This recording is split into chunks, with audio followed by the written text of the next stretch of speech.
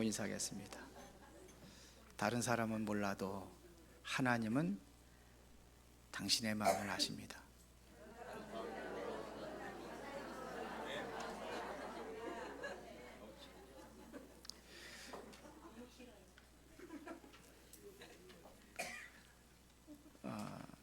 여러분들이 그 대화하고 할 때 보면은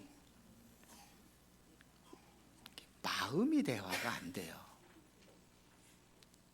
논리적으로 사리적으로 맞는 사리적인 대화만 하고 있어요. 그러나 예수님은 여러분들에게 나올 때에 사리 대화가 아니에요. 마음을 읽고 마음을 알고 마음의 대화가 이루어지는 거예요. 이거를 느끼는 사람이 하나님께 나올 때마다 어떤 마음을 가지고 나오냐면 설레이는 마음을 가지고 나오는 거예요. 설레이는 마음을. 가슴이 두근두근하고 할 때가 있죠. 이게 설레일 때도 일어나지만 불안하고 두려울 때도 가슴이 두근두근하고 그러죠. 하나님께 나올 적에는 어떤 마음이 되겠어요? 예, 그 설레이는 두근두근함. 우리가 여러분들 연애 해보셨죠? 애인을 만나러 갈 때 어떤 마음을 가지고 갑니까? 불안하고 두렵고 그렇습니까? 우리는 하나님을 어떻게 보면은요, 물론 하나님이 그런 면이 있어요. 그러나 내 마음을 하나님께서 아시고 그렇다고 한다면은 여러분들이 평안하고 하나님께 나올 때 행복한 마음, 감사하는 마음, 이 마음으로 하나님께 나올 때에 여러분들에게 그 음성이 들려지고 말씀이 들려지고 하나님의 사랑과 하나님의 은혜가 그때부터 느껴지기 시작하는 겁니다. 시편 100편 4절에 보니까 이렇게 얘기합니다. 감사함으로 그의 문에 들어가며 찬송함으로 그의 긍정에 들어가서 그에게 감사하며 그의 이름을 송축할지어다. 감사함으로 그 문에 들어갈 때 뭐예요? 감사함으로, 설레이는 마음으로. 오늘 하나님께서 어떠한 말씀을 주실 것인가, 이런 마음으로 우리가 하나님께 나가는 거예요. 그렇게 나가시기 바랍니다. 우리가 보면은요, 언약을 놓친 사람들은요 어떤 마음을 가지냐면 그리스도를 배척을 해요. 자꾸 밀어내요. 주님께서는 내 마음에 들어오기를 원하시는데 자꾸 거부하고 밀어내요. 그 지난번에도 우리가 마태복음 8장 34절에 보면 그렇게 기록했잖아요. 군대 귀신 들린 자, 너무 시달리고 힘든 사람을 예수님께서 고쳐줬는데 그 사람을 보는 게 아니에요. 이 사람들은 뭘 보고 있냐면요, 자신들이 어떠한 그 유익이 끊어진 걸 보는 거예요. 그래서 그 사람 상관없어요. 내가 유익이 끊어지니까 예수님을 배척하는 거예요. 이 동네에서 떠나라고 그래요. 사도행전 16장 16절부터 18절에 보더라도 바울이 저만한 귀신 들린 여종, 그 귀신을 쫓아내주고 그 사람을 온전케 해주잖아요. 그때 사람들은 어떻게 합니까? 바울을 고소를 했어요. 세상을 혼란케 한다는 거죠. 고소를 해가지고 어디 가냐? 감옥에 들어가요. 잘못도 없는데 어떤 다른 어떠한 모함거리를 어떤 걸 찾아가지고 모함을 해서 감옥에 집어넣는 거예요. 이게 사람들이에요. 뭘 놓쳤죠? 그리스도의 언약을 놓친 사람들의 행동이에요. 복음을 가진 사람은요, 그게 아니죠. 그 사람을 치유해 주는 거예요. 마음을 어루만져주고 마음을 치유하는 사람이에요. 이게 바로 복음 가진 사람이에요. 우리는 이제는 어떻게 해야 되느냐면, 대화할 적에도 모든 것들이 어떠한 대화가 되냐면은 그 사람의 마음을 읽고 대화를 한다면은 이게 변화가 일어나요. 사람을 변화시킬 수 있는 건 여러분들 사리 가지고 논리적으로 옳은 것 가지고 얘기하는 게 아니에요. 예수님께 찾아온 많은 사람들이 있어요. 그 예수님은 모든 한 사람 한 사람마다 전부 다 그런 마음으로 대하는 걸 볼 수 있어요. 현장에다 가늠하되 잡혀온 여자, 모든 사람들은 뭐냐면 논리적으로 맞잖아요. 잘못됐잖아요. 그러니까 모세 율법대로 돌로 쳐 죽이는 거예요. 그 이미 죽일 준비하고 다 예수님 앞에 끌고 나오잖아요. 예수님께서는 그걸 본 게 아니에요. 율법의 눈으로 보면 죽여야 돼요. 그 다른 눈으로 봐. 세상 사람들이 보지 못한 다른 눈으로 봤어요. 그게 바로 우리 하나님이시고 우리가 여러분들 섬기는 예수님이세요. 예수님 그런 분이라니까요. 그래서 금요일 날 나오세요. 여러분들 마음 치유 받아야 돼요. 삶이 치유가 돼야 돼요. 그거를 얘기하는 거예요. 예수님이 어떤 분이냐, 하나님은 어떤 분이냐, 우리 제대로 알아야 제대로 기도하고 여러분들이 치유받아야 내가 변화가 되면은 여러분들이 기쁘고 즐겁고 정말로 행복하다면은 여러분들 때문에 행복이 전달되게 되어 있어요. 가정에게 전달되고 여러분들의 직장에 전달되고 모든 현장에 전달되는 거예요. 그래야 예수 그리스도를 믿어야 되겠구나, 이런 마음이 생기는 거예요. 전도는 거기서부터 시작되는 거예요. 내가 변화되고 내가 하나님의 응답을 누리고 여러분들이 힘을 얻고, 그래야 그게 삶 속으로 전달되어야지만이 변화가 일어나는 것입니다. 그리스도의 언약을 붙잡은 사람들은 어떤 사람들이냐? 그리스도의 언약을 붙잡은 사람은 하나님께서 끝까지 책임지신다고 성경은 말하고 있어요. 로마서 성경에서 가장 포인트, 가장 중요한 부분, 로마서에서 핵심적인 그 부분을 어디를 하면은요, 로마서 8장 31절부터 39절을 얘기해요. 거기 보면은 하나님의 사랑, 그리스도의 사랑이 어떤 사랑인지 여기에 담겨져 있습니다. 어떻게 뭐라 하냐면요, 그런즉 이 일에 대하여 우리가 무슨 말을 하리요? 하나님이 우리를 위하시면 누가 우리를 대적하리요? 그러면서 자기 아들을 아끼지 아니하시고 우리 모든 사람을 위하여 내주시니까 어찌 그 아들과 함께 모든 것을 우리에게 주시지 아니하겠느냐? 쭉 이렇게 얘기합니다. 그러면서 35절에 보면 누가 우리를 그리스도의 사랑에서 끊으리요 그랬어요. 환난이나 곤고나 박해나 기근이나 적신이나 위험이나 칼이랴. 기록된 바 우리가 종일 주를 위하여 죽임을 당하며 도살당한 양같이 여김을 얻는다 할지라도 하나님 우리를 그리스도의 사랑에서 끊을 수 없다는 겁니다. 없다는 겁니다. 어떻게 하냐면 모든 일에 넉넉하게 이기게 하시는 하나님, 그분이에요. 그러면서 내가 확신하노니 사망이나 생명이나 천사들이나 권세자들이나 현재이나 장래이나 높음이나 기쁨이나 그 어떤 피조물이라도 우리 주 예수 그리스도의 사랑에서 끊을 수 없는지라. 하나님의 사랑에 대해서. 그래서 로마서 5장 8절에 우리가 아직 지혜인데 그리스도께서 우리 죄를 죽으심으로 하나님께서 우리에 대한 자기의 사랑을 확증하셨느니라. 그리스도를 통해 가지고 완벽한 우리의 사랑, 우리를 사랑하시고 우리의 은혜를 주셔서 완벽한 구원을 이루시고 끝까지 책임지신다는 겁니다. 누구에게요? 언약의 백성에게. 그래서 여러분들은 뭘 가져야 하냐? 이 언약에 대한 믿음을 가져야 되는 겁니다. 그래야 이거를 누릴 수가 있어요. 하나님께서 이 언약의 이 믿음을 가진 사람에게 하나님이 역사하시고 누리게 하는 겁니다. 낙심할 필요 없어요. 지금 어렵고 힘든 문제 있습니까? 그것 때문에 낙심할 필요가 없어요.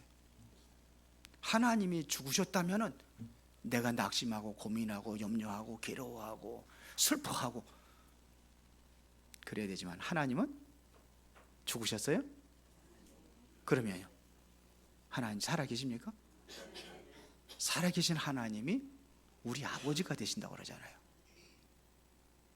그분이 나와 함께 하신다고 하잖아요. 두려울 거 없습니다.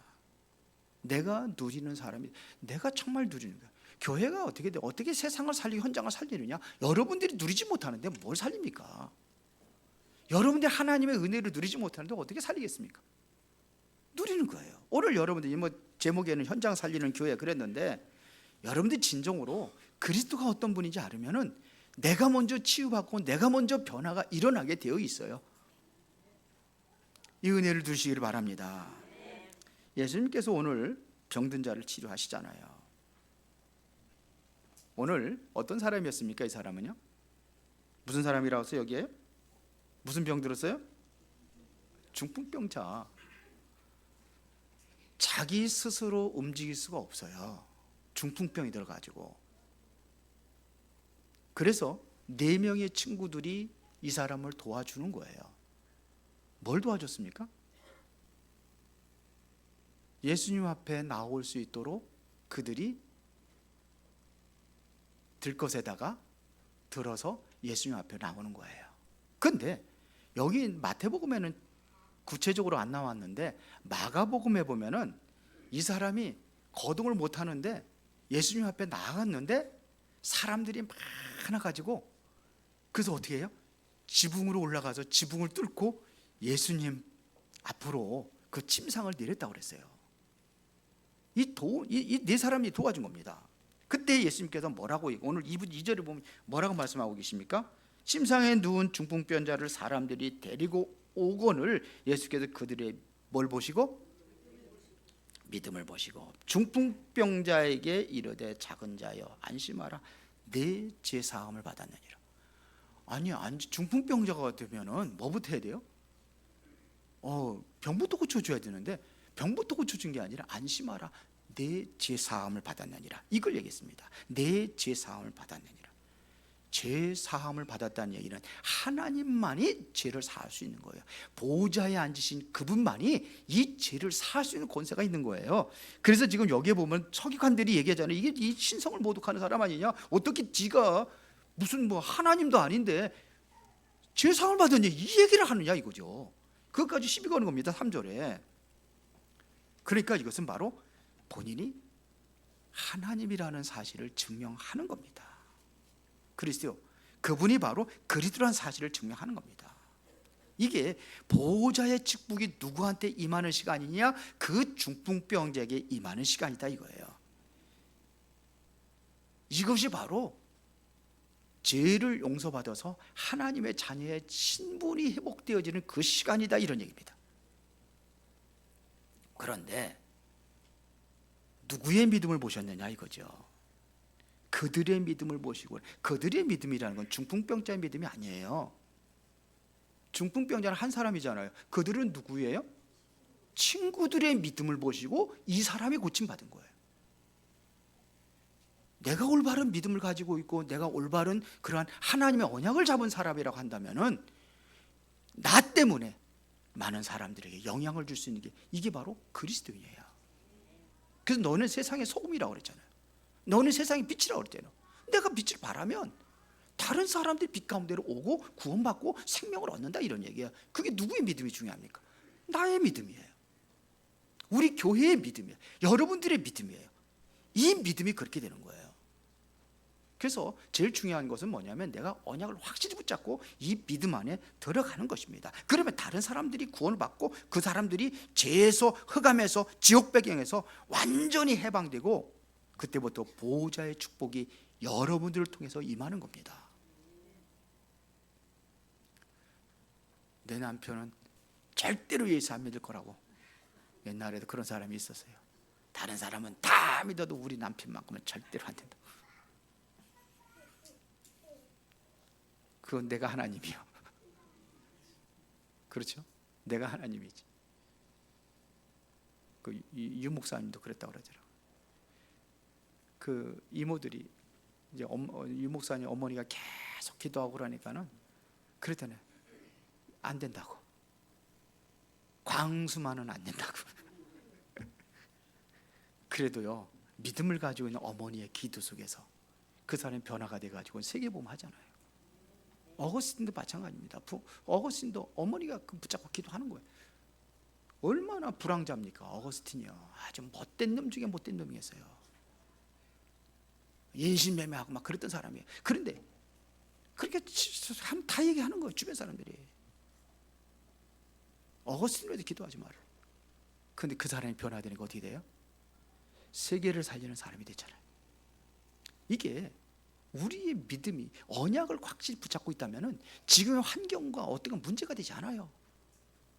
이 4명의 친구들의 언약을 확실히 붙잡고 있기 때문에 이 사람은 어떻게 예수님 앞에 만나면 된다는 그런 믿음을 가지고 있는 거예요. 그래서 지붕까지 뚫고 들어가가지고 남의 집도 그것도 허락도 없이. 무엇이 중요한 걸 알아야 돼요.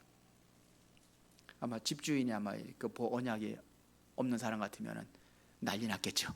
근데 제가 보니 그런 소리가 없는 거 보니까 그분도 언약이 확실한 사람이구나. 그렇게 자기 집을 내줘 가지고 예수님을 모신 거 아니겠습니까? 이 언약의 사람은 달라요. 내가 유익이 없다 할지라도 달라요. 내가 나의 것을 헌신하면서까지라도 생명 살리려면은 내가 앞장서는 거예요. 이게 언약의 사람이에요. 여러분들이 그리스도의 언약 붙잡으시기 바랍니다. 그때부터 흑암이 무너지고 저주가 무너지고 그때부터 지옥 배경이 사라지고 보호자의 하나님의 나라를 누리는 그 응답이 일어나게 될 줄로 믿습니다. 6절에 보니까 뭐라고 그랬습니까? 그러나 인자가 세상에서 죄를 사는 권능이 있는 줄을 너희로 알게 하려 하노라 하시고 중풍병자에 말씀하실 때 일어나 내 침상을 가지고 집으로 가라. 내 침상을 들고 가라 그랬어요. 중풍병자가 어떻게 침상을 들고 갑니까? 내 침상을 들고 가라. 끝난 거예요. 그리스도 만나니까 끝난 겁니다. 몸도 치유가 되는 거예요. 그렇죠. 영적인 영혼이 살고 제상을 받아가지고 구원받은 것뿐만 아니라 뭐가 이루어져? 같이 질병도 치유되는 역사가 일어나는 거예요. 이건 불치병이잖아요. 아무도 고칠 수 없는 거잖아요. 의사들이 할 수 없는 거잖아요. 세상의 어떤 과학의 힘으로다가 고칠 수 없는 것을 예수님의 말씀이 떨어질 때의 역사가 일어났어요. 하나님의 말씀은요 창조의 능력이 있어요. 하나님의 말씀은 능력이 있습니다. 말씀은 살아있고 운동력이 있어 좌우에 나선 어떤 검보다도 예리하여 혼과 영과 관절과 골수까지 찔러 쪼개느니라. 이게 말씀이에요. 이 말씀을 여러분 붙잡고 가시기 바랍니다. 이 말씀에 하나님의 역사가 일어나 있어요. 시편 107편 20절에 저가 그 말씀을 보내서 우리를 고치시고 여러분들 어떤 위경과 고난이 있다 할지라도 거기서도 건지시는도다. 이게 예수님 말씀이에요. 하나님 말씀이에요. 완전한 치유가 된 거예요. 이것은 뭘 치유했냐? 근원을 치유한 거예요. 의사들이 치유는 근원이 아니에요. 암 걸리면은 암 부분 거기에 이렇게 잘라내고 항암 그냥 막 독한 약 치유해가지고 막 하고 그러니까는 항암 치료 받으면은 암이 고쳤다 할지라도 한동안 머리도 빠지고 막 그러잖아요. 막 힘들고 막 그냥 세포도 그러고 엉망이 돼버렸는데 이게 근본 치유가 아니에요. 하나님은 어떤 치유에 근본을 치유하는 거예요. 예수님 바로 완전히 근본을 치유했습니다. 근데 보호자의 축복이 어디에 임했느냐? 이 사람에게 임한 게 아니라 이 사람만 임한 게 아니라 그의 집까지 임했어요. 그래 어디로 가라? 집으로 가라. 그렇죠. 이게 바로 현장화라는 거예요. 증인으로 서라는 얘기죠. 온 가족들에게도 네가 정말로 하나님의 은혜 가운데 구원받았다는 사실을 치료받았다는 사실을 알려라. 이런 얘기입니다. 이 언약을 믿는 사람들에게 가정까지도 변화가 일어나게 될 줄로 믿습니다. 그래서 캠프 시대라고 하는데 가정 가문 캠프가 일어나기를 바랍니다. 이 증거가 여러분들에게 나타나고 여러분들이 응답받고 누리고 있으면은 불신자 남편이 봐요.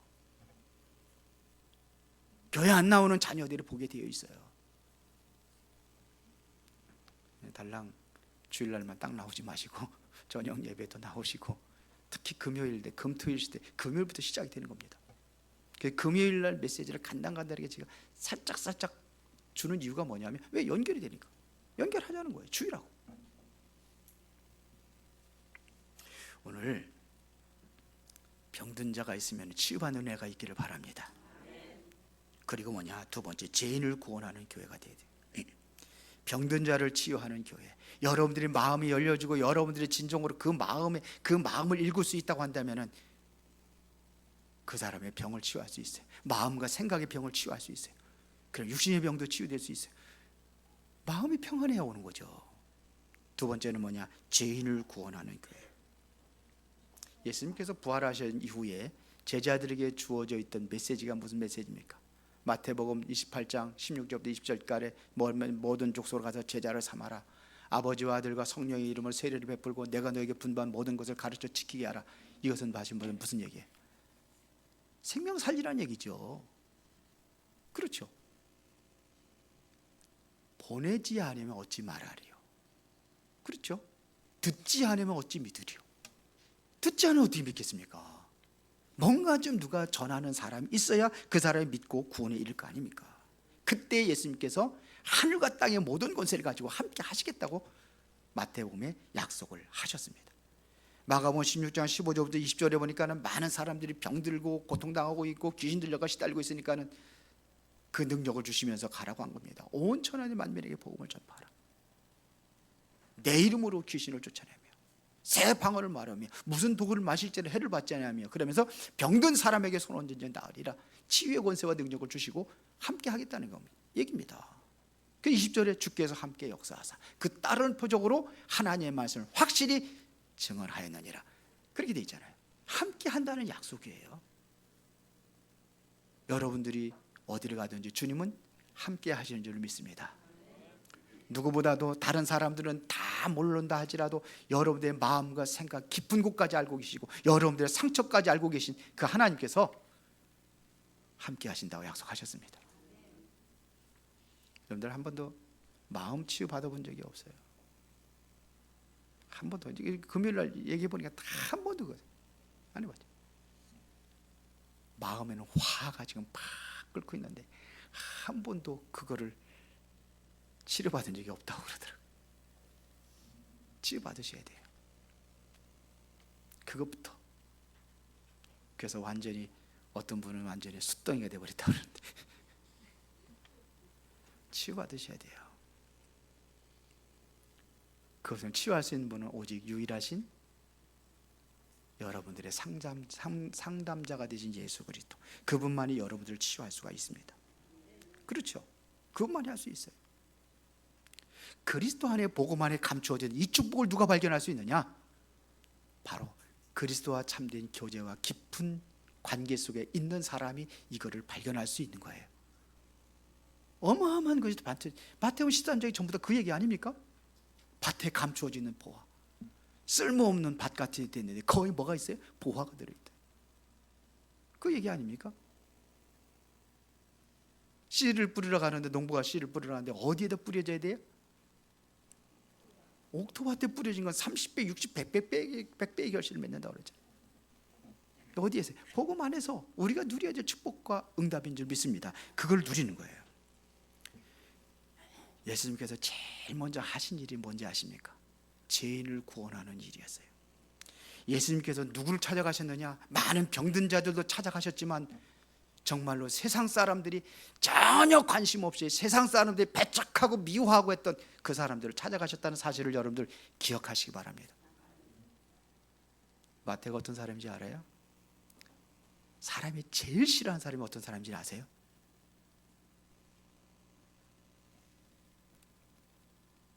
세리 같은 사람. 그 당시에 세리였어요. 왜 세리였어요? 세리는 어떤 사람이죠? 세금을 걷어들이는데 이게 로마에서 세금을 걷어들이는 거예요. 그런데 유대인들한테는 뭐냐면 그 유대인들을 세워가지고 네가 우리 정부에는 요만치만 내고 나머지는 네가 얼마를 받든지 상관없다. 그거는 네 것이다 그랬어요. 돈 많은 사람들이, 세리들이 돈이 많은 거예요. 엄청 많은 거예요. 그 중에 하나가 마태예요. 마태를 찾아가신 거예요. 마태를 찾아가서 어떻게 합니까? 마태를 부르시잖아요. 거기서 현장에서 부르시잖아요. 근데 이 사람이 변화가 돼가지고 어떻게 됩니까? 어떻게 됐어요? 예수님의 제자가 됐어요. 그뿐만 아니라 복음서의 가장 첫 번째 복음서가 무슨 복음서예요? 마태복음을 바로 마태가 기록을 했어요. 변화가 일어나는 거예요. 세상에 많은 죄인들을 잡아다가 감옥에다 가둔다고 해서 그 사람이 변화되는 것은 거의 없어요. 오히려 범죄를 키워가지고 죄인을 더 아주 능숙한 지능을 가지고 나와 범죄하는데. 그렇잖아요? 근데 예수님 만나면요 완전히 변화되는 거예요. 이번 주 금요일 날 삭개오 얘기했죠. 삭개오가 어떤 사람이에요? 모든 사람들이, 그 사람은 마태보다 더해. 세리장이야. 세리, 도둑놈 중에 도둑놈이야. 그러니까 사람들이 좋아하겠어요? 안 좋아하죠. 근데 세리는 또 이 삭개오는 키도 작아. 그래서 마음에는 공허하고 괴로운 거예요. 지위도 있죠. 세상적인 지위도 있잖아요. 세일이 장이니까요. 돈도 있어요. 돈도 많아요. 부자예요. 근데 이 사람 뭐예요? 세상 사람보다 지난주 뭐라고 그랬어요? 뭐라고 그랬어요? 왕따라고 그러죠. 왕따. 사람들 왕따라는 증거를 어떻게 할 수 있냐? 세일이 우리가 사진 찍으러 앞에 딱 나가면은 순서대로 키 큰 순서대로 이렇게 딱 서잖아요. 그러면은 이 사람이 세상 사회적으로다가 사람들을 많이 배려하고 했다면은 키 작은 너 이리 와 앞에 이그래야 될 거 아닙니까? 근데 앞에 그런 야 좀 양보 좀 해라 이런 얘기할 결의도 없어요. 왜요? 안 들어줄 거 당연하니까. 그러니까 뽕나무로 올라가잖아요. 어르신 그 자기 지위하고 상관없이 뽕나무로 올라가잖아요. 예수님 만나려고. 예수님과 눈이 마주친 거예요. 예수님께서 뭐라고 합니까? 삭개오야. 삭개오가 어떤 이름이라고 그러세요? 한 번도 예수님께 가장 처음에 만나자마자 그 이름을 불러준 사람은 한 번도 없었어요. 예수 삭개오가 처음이랍니다. 삭개오야 그랬어요. 이름의 의미가 있는 거예요. 여러분들 옛날에 김춘수가 쓴 그 시에 보면은 꽃이라는 게 있잖아요. 내가 이름을 부르기 전에는 너는 아무것도 아니라는 거죠. 내가 내 이름을 부를 때 너는 꽃이다 그러는 거예요. 바로 삭개오가 바로 꽃이야. 너는 나에게 꽃이야. 이 마음을 읽어준 거예요. 그때에 내가 내 집에 들어가겠다. 집에 들어가겠다는 얘기죠. 여러분 친하지 않은 사람 집에 안 들어가죠. 같이 자겠다는 겁니다. 같이 먹고 자겠다는 겁니다. 우리 여자분들 옛날에 이름 불렀어요? 안 불렀어요. 의미가 없었어요. 여자라는 의미가. 옛날에는 그랬어요. 근데 요즘에 교회가 그걸 살려준 거예요. 이름 불러주잖아요. 근데 너무 심하게 뭐 말수나 뭐라 그렇게 하지 마세요. 교회에서는 너무 친해가지고 말순이니 끝순이니 그러지 말고 이름을 불러준다는 게 이게 굉장히 의미가 있는 거예요. 내가 네 집에 들어가겠다. 내가 너와 함께 자겠다. 같이 먹고 자겠다. 한 번도 그런 적이 없잖아요. 왕따 당하고 피해 다니고 삭개 얼굴만 보면 도망가고. 이게 바로 마음의 대화가 이루어지는 거예요. 마음을 읽고 그 대화를 이룬 겁니다. 죄인을 찾아가서 예수님께서는 죄인을 어떻게 돼요? 구원하는 거예요. 우리 은혜로운 교회가 그런 교회가 될 줄 믿습니다. 힘들고 상처난 부분들을 예수님께서 만져주는 거예요. 여러분들이 힘들고 상처난 부분들을 주님 앞에 가지고 나오셔서 주님께서 어루만지도록 하시기 바랍니다. 그래야 치유가 되는 겁니다. 그래야 변화가 일어나는 겁니다. 그리스도를 바로 알면은 모든 저주에서, 여러분 상처뿐만 아니라 모든 저주에서 구원하신 줄로 믿습니다. 죄인을 구원하는 교회. 그런 사람들은 세상 사람들은 완전히 소외된 사람들, 현장에다 가늠하다 잡혀온 여자들 할지라도 우리 교회에서는 그 사람들도 구원할 수 있는 교회. 아멘들 안 하시죠? 미운 사람 끝까지 미운 거죠. 그래야 세 번째입니다. 많은 이런 사람들을 세우고 찾고 변화시켜가지고 증인으로 세우는 교회입니다. 병든 자를 불러서 증인으로 세우는 교회. 예수님께서는 많은 중풍병자도 고치시고 안진병이도 고치시고 혈루증도 고치시고 벙어리도 고치시고 문둥병도 고치셨습니다. 귀신 들린 자도 귀신을 쫓아내고 그를 고쳐주셔서 그들이 바로 증인으로 서는 겁니다. 베드로가 성전 뒷문에 있는 안진뱅이를 일으켰을 때에 베드로가 그리스도 이름 얘기했다고 종교재판장에 들어가잖아요. 그게 사도행전 4장 아닙니까? 그때 갔을 때에 뭐예요? 안진뱅이가 딱 서 있으니까, 증거가 있으니까 베드로를 함부로 못해. 증인으로 세우는 교회. 많은 역사들이 일어나, 우리 교회에 이제 그런 역사들이 일어나서 증인들이 일어나야 될 줄 믿습니다. 여러분들이 그 증인이 되어야 될 줄 믿습니다. 증인으로 세우는 거예요. 죄를 불러서 바로 증인을 세우는 거예요. 병든 자를 증인으로, 죄인을 증인으로 세우는 겁니다. 그 사람이 변화되면은요, 그 사람이 변화된 것만 보고도 이 증거가 되는 거예요.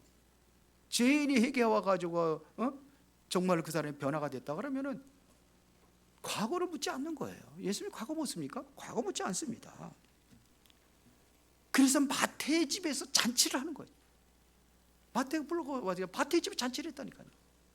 삭개오가 뭐라고 그랬습니까? 삭개오의 집에 잔치를 하는 거예요. 삭개오가 어떻게 합니까? 내가 많은 돈이 있는데 돈이 나를 행복하게 해주지 못했다는 거죠. 오히려 돈 때문에, 내 사회적인 지위 때문에, 세리장이라는 것 때문에 사회하고 단절되고 왕따가 됐는데, 그러니까 뭐라고 합니까? 내의 재산의 절반을 하나님께 드리겠습니다. 가난한 자에게 주겠습니다. 그리고 뭐예요? 내가 남의 물건 훔친 거 그거 다 4배로 갚겠습니다. 삭개오가 이렇게 변화가 되는 거예요. 죄인이 변화가 되어서 증인되는 교회, 버려진 자를 불러서 증인으로 세우는 교회. 이방인들, 세상으로 사회적으로 완전히 버려진 사람들 많이 있습니다. 이방인들, 그리고 병든 자들, 그리고 렘넌트들, 후대들. 그래서 우리가 뭐를 세우자고요? 3가지 뜰. 자, 노동 이민자들, 우리 이민자들 많이 있잖아요. 그 사람들을 정말로 편안하게 해줄 수 있는 교회. 우리 렘넌트들이 정말 자유치유하고 변화될 수 있는 그러한 공간을 만들어주는 교회. 병든 자들이 치유받고 기도할 수 있는 교회. 이것이 바로 우리가 해야 될 일인 줄 믿습니다. 결론 내리겠습니다. 우리가 포기하지 말고 기도해야 됩니다. 5가지가 되어질 수 있도록 기도하시기 바랍니다. 그리스도가 체험될 때까지, 우리의 미래가 확실히 보일 때까지, 그리고 여러분들이 정말로 기도가 24가 되어질 정도로, 그래서 25의 응답받고 영원한 축복과 응답을 누릴 수 있을 때까지, 그게 여러분들 손에 붙잡힐 때까지 기도하는 겁니다. 그래서 여러분들이 언제냐? 보호자의 축복이 보여야 돼요. 그래야 세계복음화할 수 있습니다. 5가지 세계복음화의 진짜 그것이 되어질 때까지 우리는 포기하지 말고 기도하자는 얘기입니다. 여러분들이 이번 주간에 진정으로 그리스도가 체험되어지고, 여러분들에게 진정한 그리스도를 통해서 미래가 보여지고, 24, 25 영원히 되어지는 그 응답 속에서 승리하는 한 주간이 되기를 예수의 이름으로 축원합니다. 전능하시고 살아계신 아버지 하나님, 크신 은혜와 사랑에 감사를 드립니다. 오늘 이 시간도 중요한 응답을 누리는 축복된 시간이 되게 하여 주시옵소서. 정말로 우리 교회가 정말로 병든 자를 치유하고 죄인들을 치유하고 증인으로 세워서 세계복음화하는 그러한 교회가 되어지기를 원합니다. 지역을 살리고 민족을 살리고 세계복음화하는 축복된 교회로 하나님께 든든히 세워져 가게 하여 주옵소서. 예수 그리스도 이름으로 기도드리옵나이다. 아멘.